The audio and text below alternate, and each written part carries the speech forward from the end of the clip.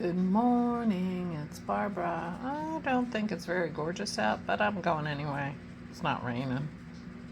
My pepper is not beautiful. It's got some black spots on it, but it's getting very red, which is kind of exciting to me. And we haven't eaten any of our jalapenos yet. We just haven't been making any spicy stuff. We better do it soon, though. I have neighbor mowing noise. Good morning, it's Barbara. Thank you for joining me for tea. Whatever you are drinking, I am drinking my tea. I didn't finish it yet. This is Thrive. I got it on, Instagram ad. I'm not sure why I bought it. It's fine.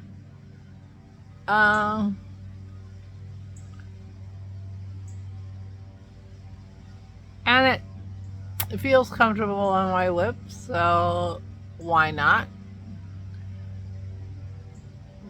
But it's, I guess, more of a lip gloss that, I don't know. I thought it was one of those bring out your actual natural colors. Ugh, I didn't realize how noisy the neighbor was going to be. I hope it's not too bad. Anyway, I had a really great visit with Aura yesterday.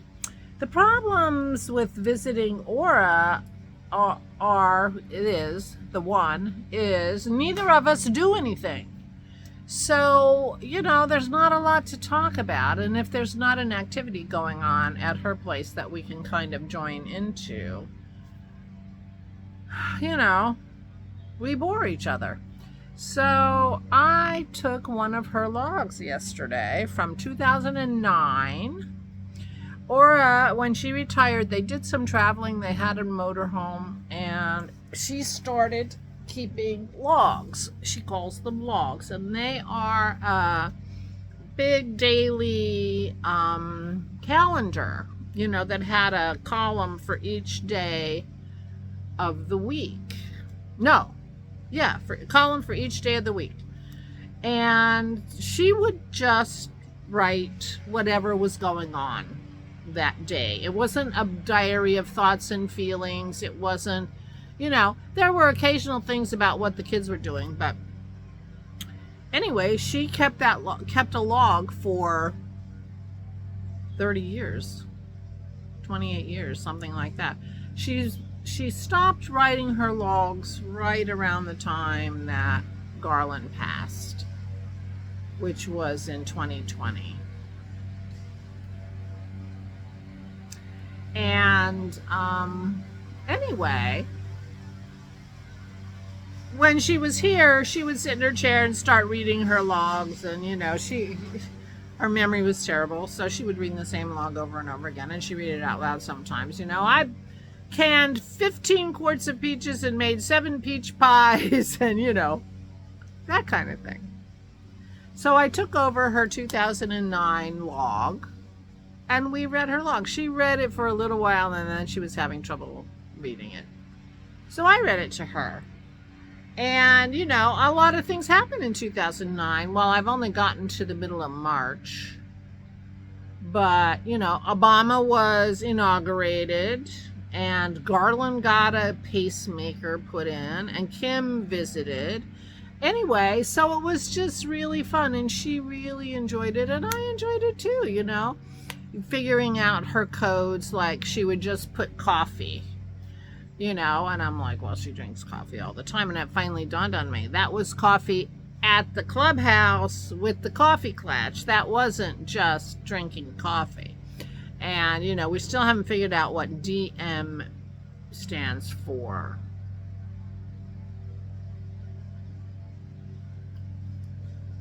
MD,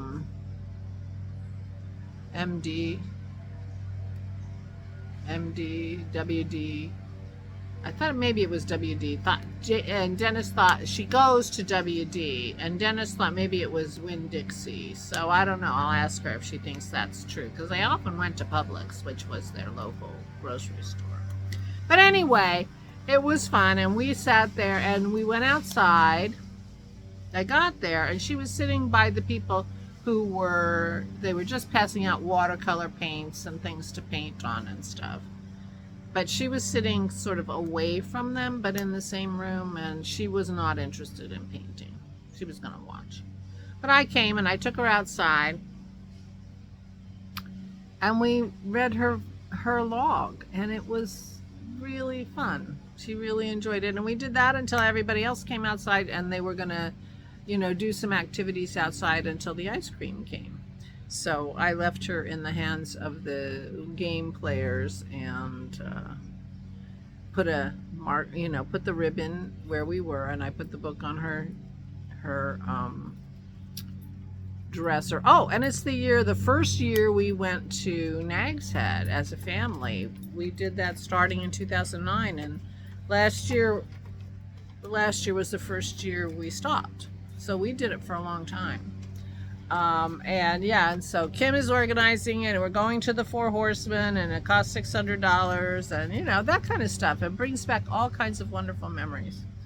So it's on her dresser, ready to be picked up by the next person who comes and wants to do that activity with her. I don't know if Dennis will today, or you know, I will tomorrow, or whatever, next day I go. Anyway, so that was a lot of fun. I didn't really do very much yesterday. I did not spin.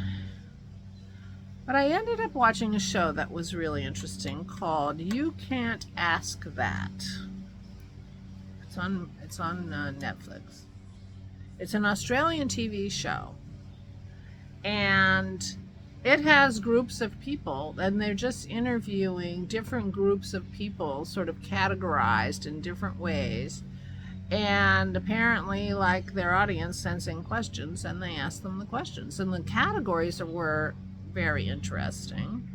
The first one I watched was firefighters, which turns out was the beginning of the 5th season. I don't know why. I guess it just came out. I don't know. I just hit play, and I got firefighters.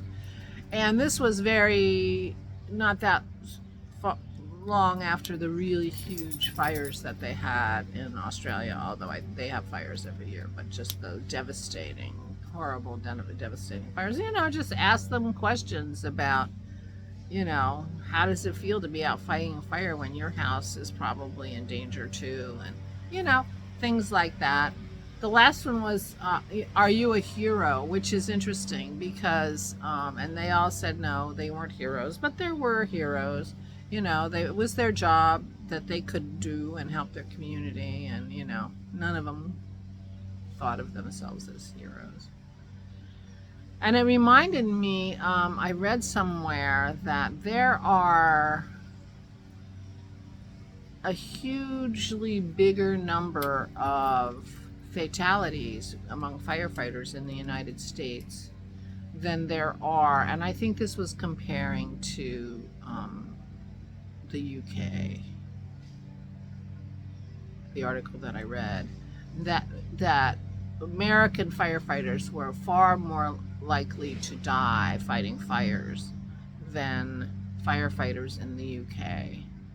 And they attributed it to the fact that in the United States we talk about our firefighters as heroes. And that because they thought they had to be heroes, they ended up doing more dangerous things as firefighters than people who thought, you know, I'm a firefighter and I've got to do, you know, the best I can as safely as I can, you know, kind of thing. So I thought that was an interesting question because I had read that article before. In the United States, we talk about our firefighters like they're heroes rather than like they're professionals who have a hard job. And it affects how they think about what they do and how they behave.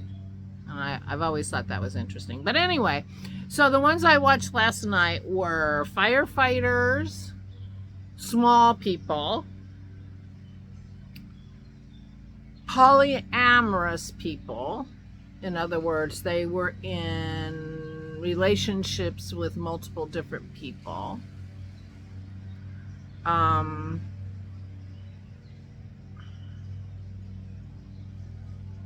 Ex-criminals who had been in prison. I forget who else. It'll come to me. But anyway, I found it really, really interesting. Oh, Muslims. Now, and these are all, these are all Australians. So it's because it's an Australian show. And I found it very, very interesting. I enjoyed it a lot. Because there are, and transgender people.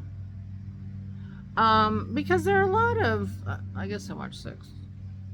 There are a lot of questions that come into your mind when you're talking about a group of people and you don't know anything about or very much about their situation. And I found it very interesting. But otherwise, I didn't really do very much, I have to admit. I didn't even make crackers yesterday. I didn't have to, because I had made them the day before. So, yeah. I find myself unmotivated in the evenings. And since I get up late and go to bed late, my evenings are quite long. The majority of my awake time are in the evening when I'm not feeling motivated. So I do feel like my schedule is something that I need to work on, along with my everything else. Carol turned me on to some calligraphy YouTube videos, which I didn't watch yet, but I will. She's also doing calligraphy, so I'm not doing it. I'm preparing to do it. You know how I am. I have to talk about something for a really long time before I take the plunge. Like in my mind, I'm working on spinning that camel fiber, but I haven't started it yet. And, I'm thinking about practicing calligraphy, but I haven't started it yet. But apparently Carol's doing calligraphy, and so she posted on the Instagram group some YouTube videos, which I should watch. And watching YouTube videos is part of the preparation for things like that, so that was perfect for me. So I will watch them. Today, going to visit Aura and doing those out and about things sort of, I don't know, break up the day in a way that when I'm done, I'm not very motivated. So I got to get over that and figure that out, because I'm going to go visit Aura. So, is that my whole activity for the day?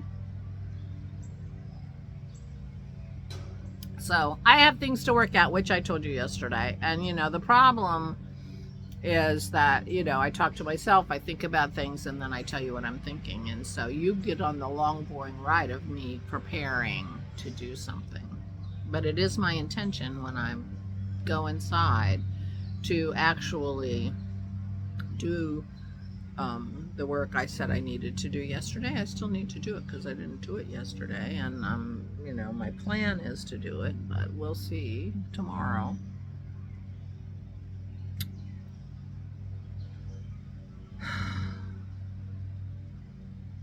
Sometimes I get tired of hearing myself say the same thing over and over and then not do it. And of course, I'm in the dilemma of everybody does that, says to themselves, oh, I'm going to do such and so, and then they don't do it. But nobody knows they had thought that. But I tell you, and there it is, out in the universe. So, it somehow feels more real when I tell you and then don't do it. It feels more disappointing than the passing thought as you're getting up saying, what am I going to do today? Oh, maybe I'll such and so, and then you don't do it, and so what? But I'm a blabbermouth, and I tell you, and then I feel like a little more obligated, and then I feel a little more guilty when I also don't do it.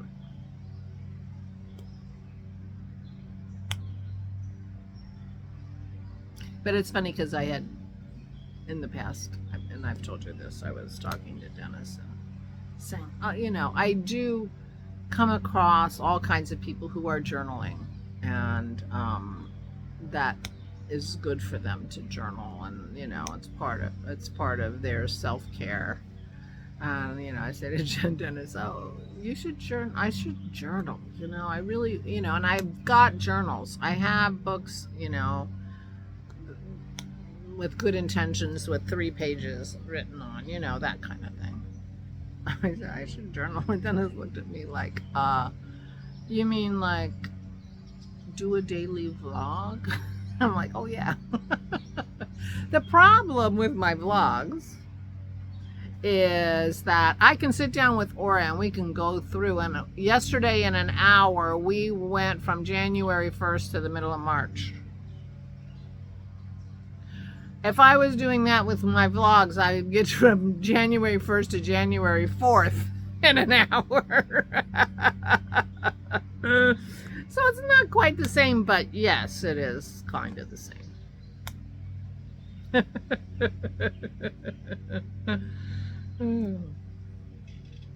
So you guys are in my log, viewing my log contemporaneous rather than, you know, 15 years later. Yeah, but it's a big year. So I told Aura I'm looking forward to September, because that's when we were in the Outer Banks. I wonder if she logged those days. She might not have. I don't know if she kept it by her chair and just wrote things down at the end of the evening, or she had it by her bed and was part of her bed, you know, nighttime ritual in bed. I don't remember ever seeing her writing in her log when we were in the Outer Banks. Anyway,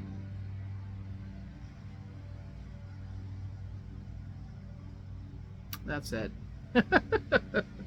That's all I did. But I recommend that show. You Can't Ask That. I think it's called You Can't Ask That.